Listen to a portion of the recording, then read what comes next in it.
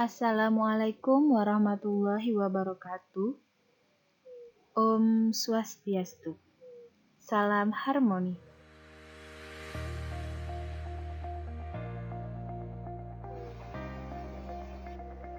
Penerapan pendidikan ditinjau dari filsafat humanistik dan Pancasila. Sebelumnya perkenalkan, nama saya Ade Ayu Sri Wulandari dengan NIM 2011-031133. Saya dari Prodi PGSD kelas 1C.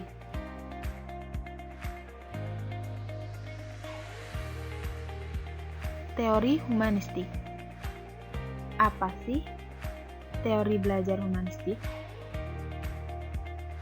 Teori belajar humanistik yaitu proses belajar yang harus dimulai dan ditujukan untuk kepentingan memanusiakan manusia. Oleh sebab itu, teori belajar humanistik sifatnya lebih abstrak dan mendekati bidang kajian filsafat, teori kepribadian, dan psikoterapi daripada bidang kajian psikologi belajar. Teori ini lebih tertarik pada pengertian belajar dalam bentuknya yang paling ideal daripada pemahaman tentang proses belajar sebagaimana apa adanya. Lalu, apa sih ciri-ciri teori humanistik? Ciri-ciri teori humanistik yang pertama, belajar akan dianggap berhasil jika siswa dapat memahami lingkungan dan dirinya sendiri. Yang kedua, pendekatan berfokus pada potensi manusia untuk mencari dan mengembangkan kemampuan tersebut.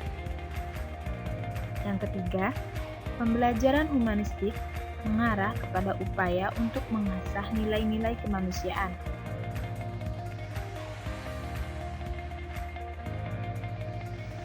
Penerapan belajar teori humanistik.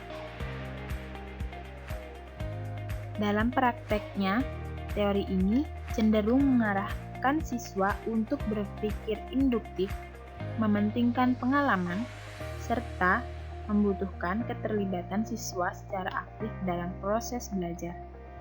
Cara yang dapat kita lakukan sebagai tenaga pendidik, misalnya merancang fasilitas belajar seperti lingkungan dan media pembelajaran, menentukan materi pembelajaran, dan mengidentifikasi kemampuan awal siswa.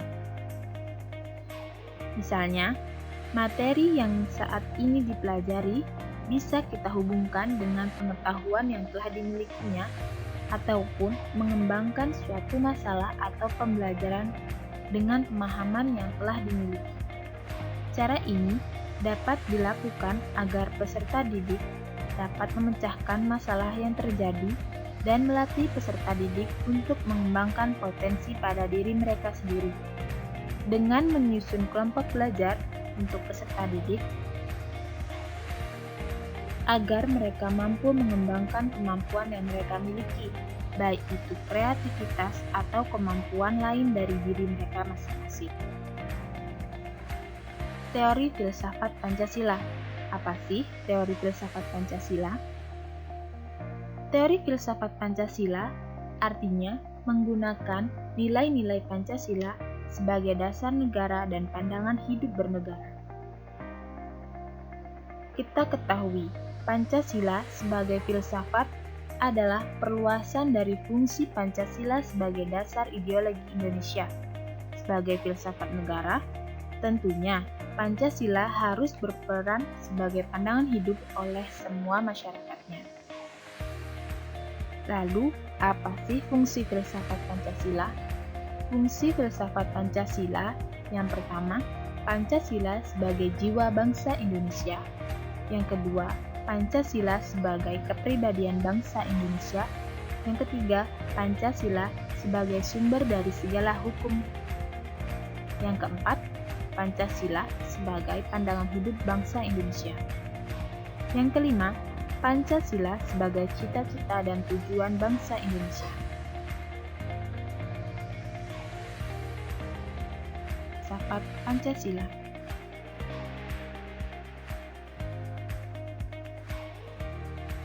Menerapkan nilai-nilai Pancasila pada peserta didik dan memberikan contoh-contoh penerapan nilai-nilai Pancasila yang baik.